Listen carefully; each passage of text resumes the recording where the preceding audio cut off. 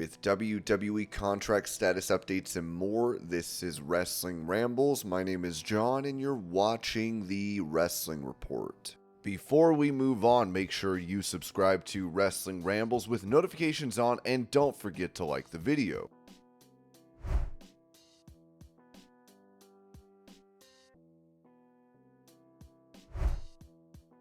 In a sign that an AEW star could be heading to WWE, Ringside News wrote that Penta El Zero Miedo, known for his work in the Lucha Brothers tag team alongside Rey Fenix, has been a prominent figure in AEW since the promotion started in 2019. With their contracts coming up for renewal and speculation about a possible WWE move, it's expected that Penta will be in Orlando this week. As reported earlier, Penta's AEW contract is set to expire between August and September 2024, making him a potential free agent. He is reportedly open to exploring new opportunities outside AEW, with WWE showing interest in signing him. The same goes for Fenix, as both wrestlers' contracts are ending this year. There is significant speculation within AEW that Penta and Fenix may be moving to WWE after their contracts expire. WWE is considering bringing them directly to the main roster rather than starting them in NXT. According to Ibu of Wrestling Purist, WWE believes that Penta will be in Orlando, Florida sometime this week. Orlando is home to the WWE Performance Center, where WWE talent is trained and developed. Multiple sources within WWE are of the belief that Pentagon Jr. will be in Orlando at some point this week.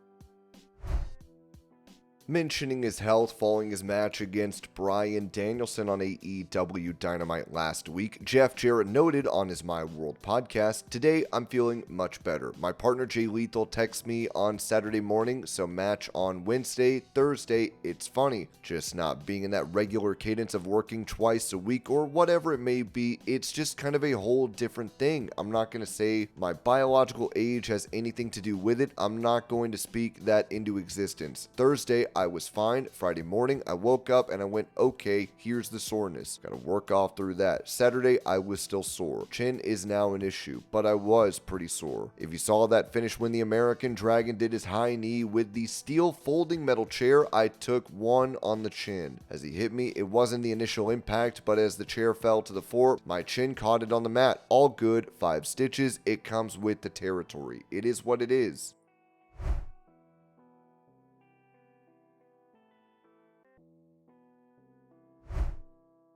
For details on the situation surrounding the WWE Tag Team Championship, which was captured by Tama Tonga and Jacob Fatu, as Fatu is now dealing with an injury, Dave Meltzer said this on Wrestling Observer Radio. "The champions are whoever 2 men solo picks, as Tama Tonga and Tonga Loa can defend them. Jacob Fatu, when he comes back, can defend them. They never did explain this on television, but this is the WWE explanation."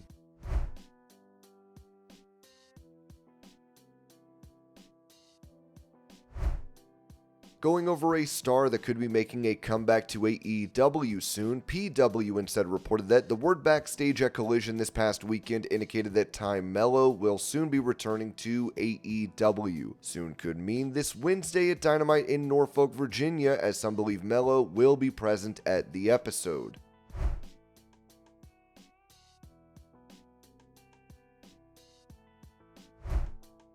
Recalling how he came up with the freaking Deacon gimmick during his time in Deep South Wrestling in 2005 that showed off a split personality, Luke Gallows said this on Talkin' Shop. "I thought, I have a fertile mind. Let me create a character where they have to look at me. I started doing all this weird stuff. I was spiking my balding hair out because John Laurinaitis told me I had to grow hair since there were too many bald guys. I'm 20, looking 50. I have a skullet going like Damien Demento. I thought, I want to take it a step further. There had already been a guy with a snake. There was already a snake in wrestling. What is the next thing that people are disgusted and put off by? A spider. I hate spiders. Most people do. I talked to, God rest his soul, the original assassin, Jody Hamilton. What do you think about this? Go down to the damn pet store and get one. Let's see what we can do with it. I went and bought a tarantula, pulled it out of the cage, and it bit me out of the gate. What am I going to do with this? I started messing with it, and I came up with this gimmick where I had had a split personality. I was this bruising, mean wrestler, but the spider would talk to me because I'm schizophrenic, and when the spider would talk to me, it would come through me and the voice would be high-pitched, and I'd go into this weird promo, then I would slap myself in the face. You will feel the wrath and fury of the freaking deacon. It was super weird, super Ultimate Warrior, Papa Shango magic crazy stuff. The promos were weird, but it made everybody interested. A month after I started to do the promos, Stephanie McMahon saw me. She said, "You are really, really weird." I went, "Ah." She goes, "Be as weird as you can be."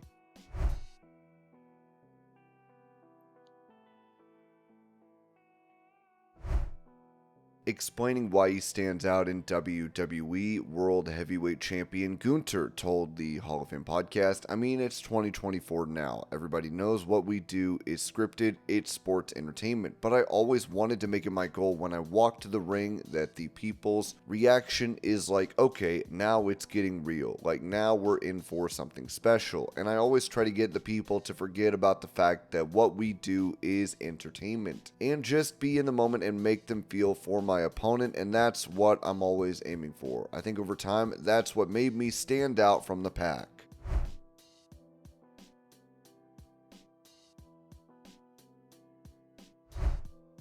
Criticizing AEW President Tony Khan's recent post on X where he thanked WBD CEO David Zaslav and teased a major announcement for the promotion, former WCW President and WWE Hall of Famer Eric Bischoff said this on his Wise Choices podcast. "I found it interesting that Tony feels the need, much like Dixie Carter, I did that on purpose, but it's easy to do because there's a lot of similarities, one of which is they feel the need to negotiate and promote in social media. Nothing wrong with promoting in social media. I do it all the time. I did it this afternoon to let all of you know that I was going to be here doing a Wise Choices episode. Nothing wrong with that. But it comes to a point where some of the stuff that Tony's doing is so freaking transparent and weak. It makes him look weak. It makes his company look weak. It's a reflection of poor leadership and lack of experience."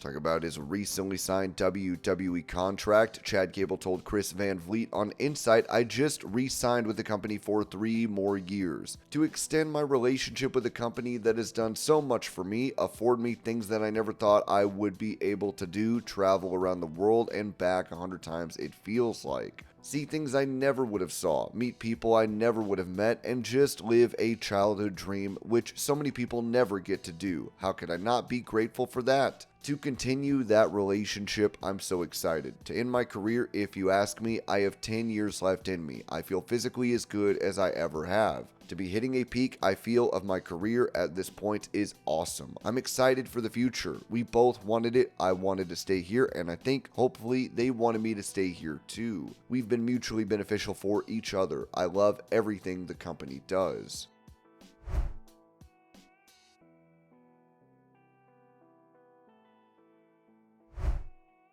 In that same interview, Gable revealed where he got the idea of his shoosh catchphrase, saying, "Shoosh I stole from Pauly Shore's movie Encino Man. The bully, the high school jock bully who just said shoosh like 100 times in the movie, and it was so funny. Like, it was so annoyingly funny, I'll never forget the first time I did it. We had this one night, and I think COVID had kind of interrupted the plans because a bunch of people got sick, had to stay home, all this stuff. It was Detroit, if I remember right, and me and Otis were thrust into this promo segment to open the show out of nowhere. They're like, 'Well, you guys can walk and talk and do a promo tonight.' I'm like, 'I can say what?' They're like, 'Whatever.' I was like, 'We were waiting for this.' So I pulled out all these Pauly Shore references and these Always Sunny references, absurd stuff that I just liked. It was the first time I ever just did stuff that I liked because I had the chance, and lo and behold, the stuff I liked is what resonated with people, and it was like this light bulb. The crazy thing is you get people that will tell you this, and it happens in all avenues of life. You get advice from people, but it never really clicks until you just do it for once. It was like all this stuff I resonated with people and stuck, and who would have thought it'd be something as stupid as saying thank you and shoosh."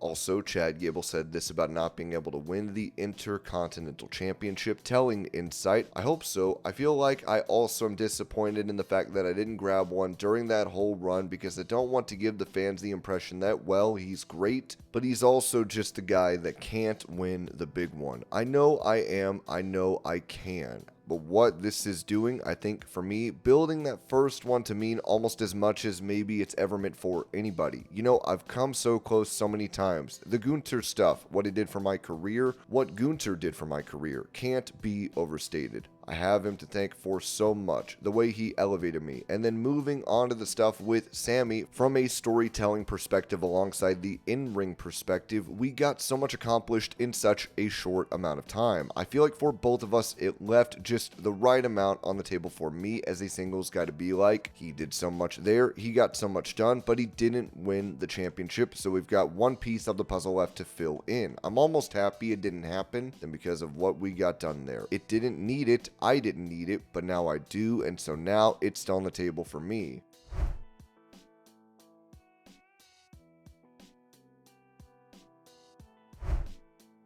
Mentioning a return that is set for AEW Dynamite, Ringside News wrote that AEW has their eye on many prospects from around the world, and quite a talent from other countries have worked in AEW from time to time, and this includes Mina Shirakawa. In fact, she is being planned to return on Dynamite this week. Shirakawa recently announced her return to the United States, which meant she would miss the Stardom 5 Grand Prix. After returning to Ring of Honor, she faced Rachel Ellering at the promotion's tapings at Arlington's Esports Stadium on August 10th. Mike Johnson of PW Insiders reported that Shirakawa is scheduled to appear at the August 14th Dynamite taping in Norfolk, Virginia on Wednesday night. It's not clear what her role will be on the show, but she has mentioned to Tokyo Sports that she's interested in seeing Mariah May's reaction to her, especially after May's recent turn against Toni Storm. Mariah May will also be featured on Dynamite as she gets her own spotlight.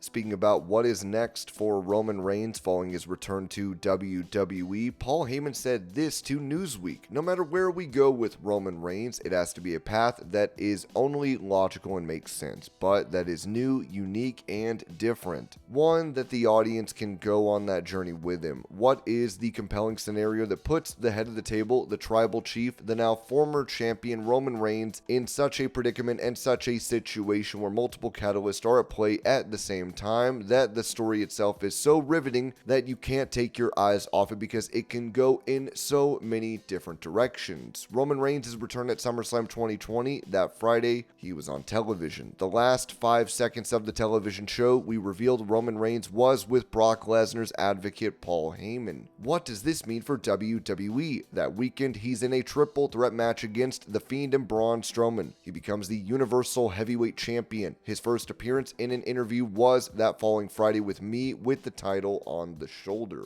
Up until this week at SummerSlam, you have never seen Roman Reigns in an extended piece of business on television and not be the champion. He has been the champion this entire run. The entire Bloodline story has been with Roman Reigns as champion. We are now in a new era of the Bloodline story with Roman Reigns as not the champion. How does he correct that? How does he take back the name of the tribal chief? Who is the head of the table, Solo or Roman Reigns? Jimmy is not here. Jay is not here. The wise man is not back yet. How does Roman Reigns deal with those on his own? Is this a revenge yarn like an old spaghetti western where one man goes back, cleans up the village and gets his revenge? Or is it a revenge yarn where he can't do it by himself even if he has to? What are the twists and turns that happen then? We have a long road ahead of us. All I can say is, for me, how I see the trajectory of it and the many ways we can go about it, it's going to be fascinating and will hopefully put our past 4 years of work to shame.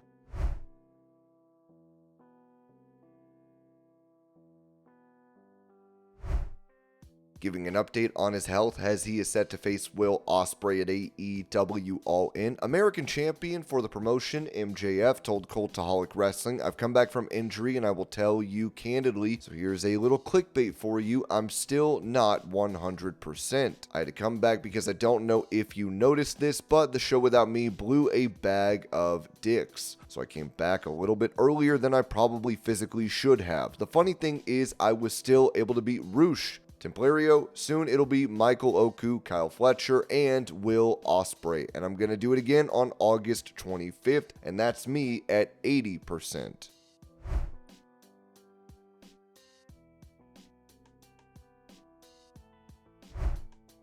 During that same interview, MJF addressed reports on the backstage altercation between himself and Britt Baker in AEW, saying, "Tell me if this passes the smell test. I barge into a woman's locker room. I scream in the face of a 110-pound woman, and then I physically threaten her by punching a wall in her vicinity, and I don't get suspended. Does that pass the smell test to you? Almost everything that was written didn't happen. Everybody has co-workers at work they may not get along with. I have a feeling that this was blown out of proportion because all of the English wrestling commentary places that make money off of people like me, who are far more rich and talented and handsome and humble, need clickbait. I can sit here and I can say wrestling is a very competitive sport. It breeds a level of insecurity like no other. However, I can easily put over any talent regardless of whether or not I like them as a human being. I can sit here and I can tell you that Britt Baker versus Mercedes Moné at Wembley on August 25th is going to be an epic match, and we should all be excited to watch it. I don't have to like all my co-workers, and that's fine. But yeah, dude, that was wild to read."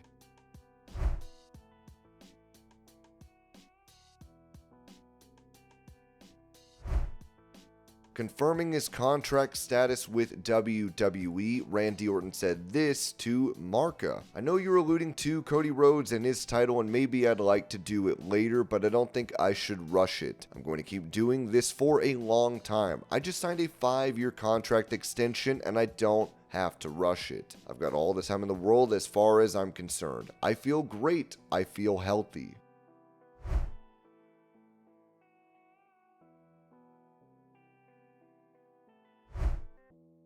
Mentioning details regarding his WWE retirement tour for next year, John Cena told Collider, "I can probably confirm that Peacemaker will take us to the end of 2024, and I can say that with the utmost conviction because I have given the calendar year 2025 to WWE. I'm retiring in 2025, and I start that farewell tour in January. I'll end it in December, and it's going to be right around 36 dates around the world to pay thanks and gratitude to the WWE audiences around the world, so that's what I'm doing in 2025. Well, it's also very rewarding, and I'm grateful. The audience has been there for me for close to 25 years now, so I just want to say thank you." And this was your pro wrestling news update. I hope you're all having a great day. Thank you so much for watching, and I will see y'all later.